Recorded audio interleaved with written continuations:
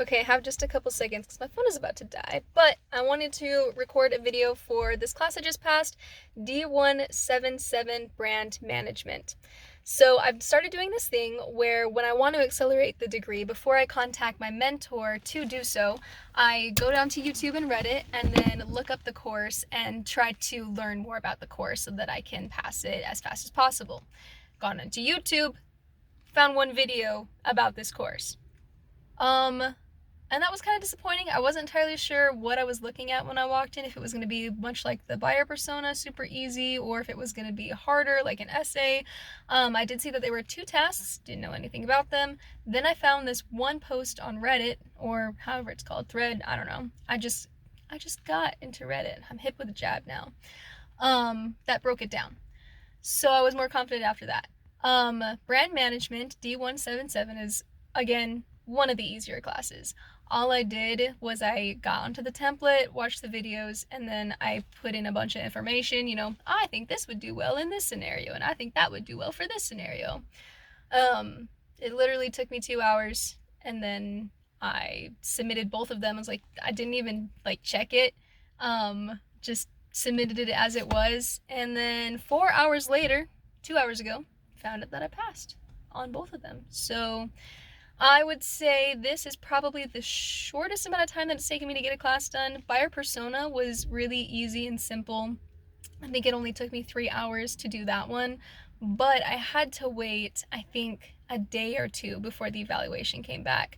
Whereas today, I got this entire class done altogether from A to Z in less than 5 hours, which is pretty fantastic. Sometimes WGUs, whoever it is that they evaluate these things, are really on top of their game.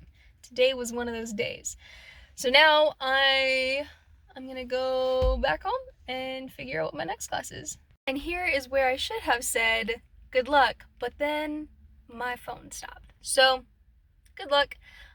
Literally don't even stress it. We will be giving a scenario. Once you go in, there's a lot of information. There's so much information, it will overwhelm you. You don't need it at all. Literally, Google advantages for product development and disadvantages for product development. Every single question that you get, you're gonna have, or every single answer that you give, you're also gonna have to give an advantage to a disadvantage for it. Google has it all if you don't already know.